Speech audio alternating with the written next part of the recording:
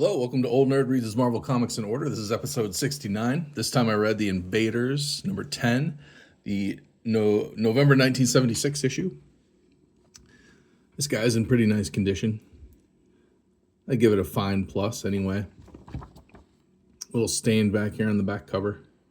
Spine ticks. Some folded over here in some spots. This issue, The Wrath of the Reaper. This is a reprint issue, bookended by some new material.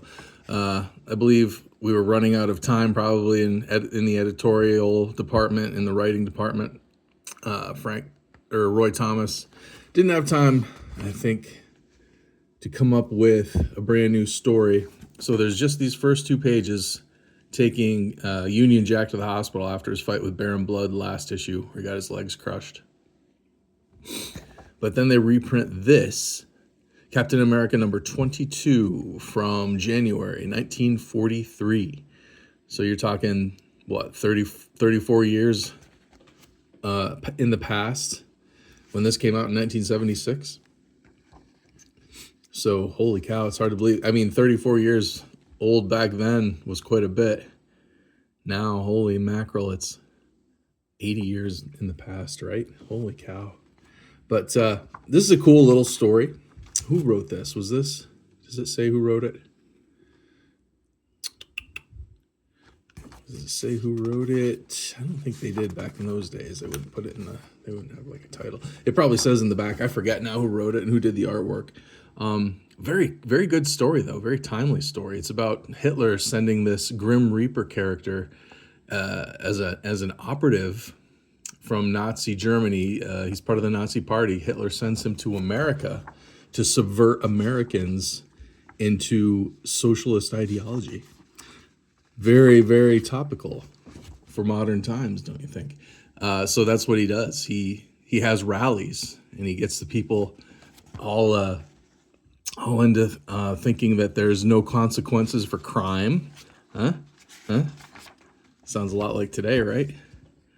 And that they should tell the police and the courts to stuff it because they don't need to follow the laws.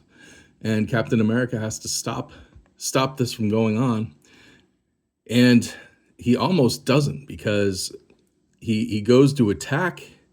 He goes to this Reaper's headquarters to stop him. And the Reaper, since he's private citizen, calls the cops on Captain America and says, "Hey, this guy just broke in and roughed me up." And the police it's their duty to arrest Captain America and charge him for crime of trespassing and roughing him up. And so Captain America is in a real pickle here. He can't stop this guy, even though he's ruining American society.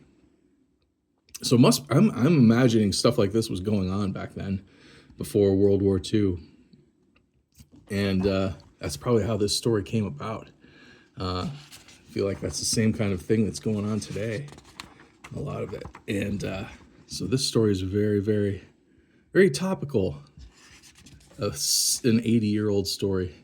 Everybody should be reading this right now, I think. It might help. But Cap eventually does come out on top in the end and defeats him. Let's see, what does it say here at the end? The last page is by Roy Thomas and Frank Springer here. Or is it Frank Springer or Frank Brunner? I always get them mixed up. Frank Springer. So this classic, once-in-a-lifetime representation of one of Comicdom's classic adventures from the war years was included so that Roy and Frank could catch up with our new monthly schedule. That's what it was. But oh man, it doesn't say does it say who the writing and art team is? I don't know if they had room to include a letters page where they might have told us who that is. Does not look like it. No, we're not gonna be able to figure out who did it. That stinks. I don't know who wrote it. I don't know who drew it, but fun flashback anyway.